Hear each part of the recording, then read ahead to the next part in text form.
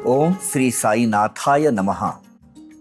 भगवान श्री साईनाथ महाराज ने अपने जीवन काल में जो अनुपम अनुभूतियां अपने भक्तों को दी है, ऐसे चुनिंदा लीलाओं का अवलोकन करते हैं श्री साई बाबा की अनुपम लीलाएं।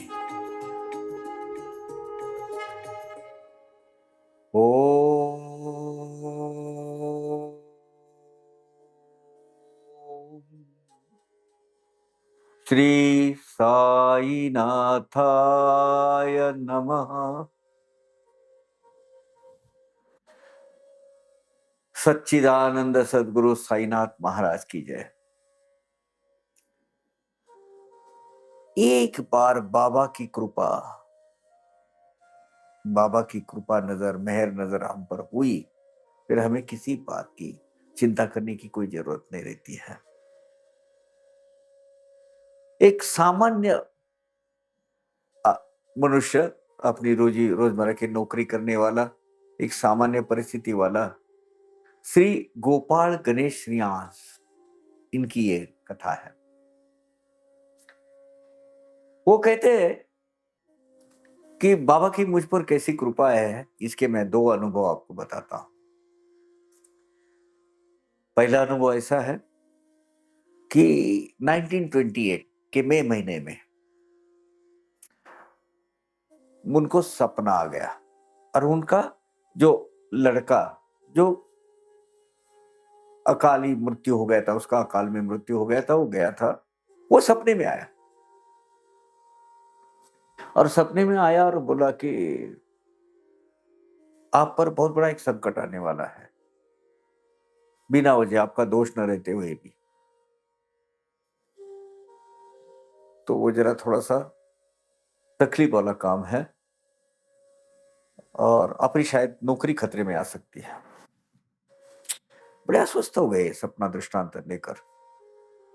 उन्होंने अपने पिताजी से पूछा, पिताजी वृद्धावस्था में थे, उनको पूछा तो बोले जब सपना आया है और लड़का बोल रहा है, पांडुरंग नाम था उसका, लड़के का जो गुजर गया था, पांडुरंग, उसने कहा है तो कुछ ना कुछ है, तो सजग होशियार रहे। और सही में 2-3 दिन में काम चोरीगिरी करता है, आनाकानी करता है, बड़े बेतकल्लुफ तरीके से बिहेव करता है, मगरूरी करता है। इस कारण देकर लिखित स्वरूप पर उनको नोटिस दी गई, उनको नौकरी से निकाला गया। वो निकाला गया, वो देखा यार मेरा तो कुछ दोष नहीं है, तो उन्होंने बाबा को प्रार्थना की, बाबा मुझे संकट से बचाओ, मेरा कोई दोष नहीं, आप जानते हैं। बाबा ने दृष्टांत दिया और कहा कुछ नहीं होने वाला तुझे, चिंता नहीं कर, मैं हूं ना, मैं देखता हूं। दूसरे तीसरे दिन वो उन पर जो आरोप रखा गया था, अभी थोड़ा चंद मिलता है, वो ऑफिस प्रोसेस होती है कि भाई आपको नौकरी पे निकाला जा रहा है, ये नोटिस क्यों न दिया जाए, आप अपना एक्सप्लेनेशन दे दो वगैरह, वो चलते रहता। दूसरे तीसरे दिन जैसे वो एक्सप्लेनेशन कर रहा था, उसकी नौबत ही नहीं आई। वो ऑफिस के वरिष्ठ, उन्होंने खुलासा करके भेजा कि इसमें ये आदमी का कोई भी दोष नहीं है, ये इसका कोई दूर दूर तक का संबंध नहीं है काम में, तो इसके आरोप पूरे वापस लिए जा रहे हैं और वो लेटर, जिसको जो नोटिस दी है, वो खारिज की जाए। आंसू आ गया आंख से, कहा बाबा 2 ही दिन में, तीसरे दिन तो मुझे आपने आपका रिजल्ट भी बता दिया, लेकिन हुआ यूं कि किसी दूसरा एक वो भी निरपराध आदमी था, उसने कोई अपराध नहीं किया था, उसका इसे दूर दूर का कोई संबंध था, उसके ऊपर वो इल्जाम लगाया गया और उसको बड़ा कोई जुर्माना लगाया गया उसके ऊपर कि भाई ये तुझे फाइन किया जाता है, दंड किया जाता है, वो भुगतना पड़ेगा तुम्हें। वो लड़का बोला यार मेरा कोई दोष नहीं, आगे पीछे कुछ नहीं, और ये आदमी ये करते जा रहे हैं। मुझ पर ये ऐसा इतना इतना फाइन हो गया है। ये आदमी ने बोला, बाबा मुझे बचाने के लिए किसी दूसरे पर आप ये कर रहे हो, ऐसा मत कीजिए। वो बच्चा, उसका कोई संबंध नहीं यार, वो बिल्कुल अनजान है इस बारे में। आप जानते हैं प्रभु, तो जरा उसका भी ख्याल रखिएगा। उसी दिन रात को बाबा सपने में फिर से आ गए उनके, और बोले चिंता नहीं कर, उसका ये जो दंड है ना, ये जो फाइन लगा है उसके ऊपर, जुर्माना, वो आज से 73rd डे में, 73rd के डे में वो वापस लिया जाएगा और उसको भी बाइज्जत बरी किया जाएगा, चिंता की बात करनी। वो लड़की को उसने बुलाया और बोला कि आप का भी ये दंड माफ होने वाला है, साईं बाबा ने मुझे बोला है, आप भी साईं बाबा की भक्ति करो, मैंने बाबा की प्रार्थना की है, तुझ पर जरा भी आँच नहीं आने वाली। आज से 73rd डे में तेरा ये जुर्माना माफ किया जाएगा, बाबा ने खुद कहा है मुझे सपने में आकर।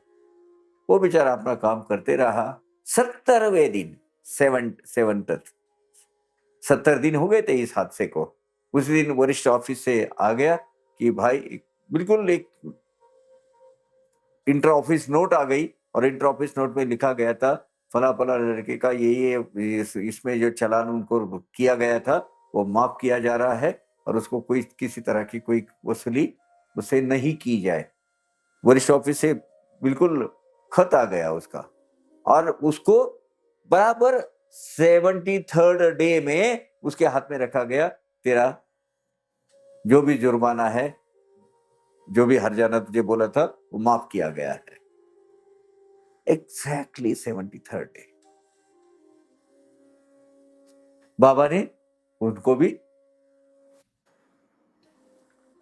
वो संकट से दूर करवाया, क्योंकि इनको लग रहा था बाबा मेरा बिना हो जाए ये संकट उसके ऊपर गया। अभी आध्यात्मिक मार्ग में अगर आप बोलो तो इसका क्या अर्थ निकलता है, इसको बचाने के लिए बाबा ने क्या वो संकट दूसरे ऊपर लाया? नहीं, उसको भी कुछ भोग भुगतने थे, और इस माध्यम से वो वहां गए, और वो भी डाइल्यूट होकर खारिज हो गए।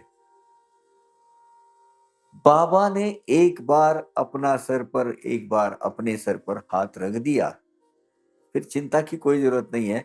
स्वप्न दृष्टांत में उन्होंने क्लियर कट बोला था, तुझे तो कुछ होगा ही नहीं, उसको भी कुछ होगा नहीं। ये गोपाल गणेश श्रीयांश जिन्होंने अपना अपना ये अनुभव कथन किया, ये दूसरा अनुभव बताते हैं कि हमारे जान पहचानत वाले थोड़े से आगे सगे संबंधी में एक लड़का था, मेरी लड़की के लिए बहुत पहले से ये घर में बातचीत चल रही थी कि नहीं यही लड़की अपने लड़के को करना, ये लड़का अपने लड़की को कर, मतलब बचपन में ही वो तय कर लेते हैं ना। तो बोले ये ऐसे ऐसी शादी करवा के देने। अब जब बचपन में तय हुआ, वो लड़का भी बड़ा होनहार था, वो इंग्लिश मीडियम से कुछ 11th पास हुआ। अब बचपन में जब बातें चलती है तो एक दूसरे को खिजाना बिजाना चलता रहता है, तो बच्चे भी दोनों मन में मन एक दूसरे को बचपन से ही चाहने लगे थे। अब उस चक्कर में इसने अपनी हैसियत हो ना हो इसके बावजूद वो अपनी लड़की को इंग्लिश मीडियम में डाल दिया था, और उसकी पढ़ाई चल रही। अब जैसे वो लड़का कॉलेज में गया, अच्छे अच्छे उसको, अब उस वक्त जरा थोड़ा सा एजुकेशन का स्तर एसएससी के ऊपर गया तो बहुत पढ़ा लिखा ऐसा होता है, तो अच्छे अच्छे स्थल आने लगे लड़के को। वो लड़के का पिताजी है, लड़के के पिताजी वो आ गए झांसे में, थोड़े लालची लोभी स्वरूप का स्वभाव था उनका। तो उन्होंने क्या किया कि अनाप शनाप पैसा मांगने लगा इनके पास, कुछ द्रव्य के लोभी होने के कारण। वो डोरी बीरी दी जाती है ना, तो क्या बोलते हैं, हुंडा, इधर मराठी में उसको हुंडा बोलते हैं, जो द्रव्य दिया जाता है श्रीधन के हिसाब से। तो बहुत इनकी हैसियत से बाहर मांगने लगे, और बोले नहीं मुझे नहीं करना है तुम्हारे साथ। तो आखिरी में तो 1-2 साल कुछ बात चल रही थी, ये बात तो 5-6 साल से थी। 1-2 साल को हाँ ना करते करते 1927 में वो ब्याह टूट गया। बोले ये संबंध है नहीं होने वाला। बड़े चिंतित थे, घर वाले भी चिंतित थे। घर उनका गाँव में रहते थे, पूरा उनका परिवार गाँव में रहता था और ये अकेले बम्बई में रहते थे अपने काम के सिलसिले में। उन्होंने बाबा ने को प्रार्थना की, बाबा देखिए क्या हो रहा है लड़की के साथ में, उसका भाव विश्व पूरा तितर-बितर हो गया है। देखिए, कृपा कीजिए कुछ। बाबा ने कहा, चिंता नहीं कर, मुझ पर छोड़ दे, सब ठीक हो जाएगा। ये बात हो गई 1927 में खत्म हो गई। 1929 में वो लड़का कुछ पढ़कर उसकी पढ़ाई खत्म हो गई, तो उसने कहा कि ये बात गलत है मेरे पिताजी की। द्रव्य के लोभ में, एक चक्कर में वो ये अच्छा खासा जो हमने सोचा है हमारा भविष्य बिगाड़ रहे हैं और ये महापातक कर रहे हैं कि द्रव्य के चक्कर में किसी लड़की को ठुकराना। तो उसने क्या किया, वो बड़ा समझदार था लड़का। उसने पिताजी के जो यार दोस्त थे, उनको जाकर ये बात बोली कि आप पिताजी के कान में डालो कि ये बहुत बड़े पाप करने जा रहे हैं, ये गलत है। पैसे के लोभ में आप कुछ भी करते जाओगे। जो तो उनके गले में बात उनके यार दोस्तों ने उतार दी कि तुम अच्छा नहीं कर रहे हो, तो फिर उसने मान लिया। और 1929 के फरवरी में वो खुद होके इनके घर में चल के आ गए। ये तो मुंबई में थे, इनके घर में गए और बोले नहीं, मुझे मेरे लड़के की शादी आपके पास ही करनी है। जो मैंने पहले 2 साल पहले जो बोला था उसको भूल जाइए, वो अपने को फिर से आपसी संबंध फिर से बनाने हैं और मैंने जो भी बोला था माफ कीजिएगा। जो हुआ, मैं द्रव्य के लोभ के चक्कर में आ गया और मैं ये राह भटक गया था। मुझे कोई शक्ति खींच रही है पीछे, तो ये शादी धूमधाम से मना लेंगे। ये बात उन घर वालों ने खत लिखकर बम्बई भेज दी श्रीयान साहब को और वो श्रीयान साहब फौरन अपने गाँव को चले गए और शादी विधि की तैयारी की। मई 1929 में ये शादी भी धूमधाम से हो गई। अब वो पैसे का इंतजाम इतना जल्दी कैसे करे, क्योंकि थोड़ा बहुत तो करना ही पड़ता है ना, लड़की की शादी है। वो उनका कहना यह है, बाबा ने उसका भी प्रबंध करवाया, उसके भी वो जो रिसोर्सेस है बाबा ने खड़े करवाए और बड़ी अच्छी तरीके से मेरे लड़की का घर बार संसार बाबा ने बसा दिया। बाबा ने मुझे आश्वस्त किया था, चिंता नहीं कर, वही लड़के के साथ तेरे बच्चे की शादी हो जाएगी,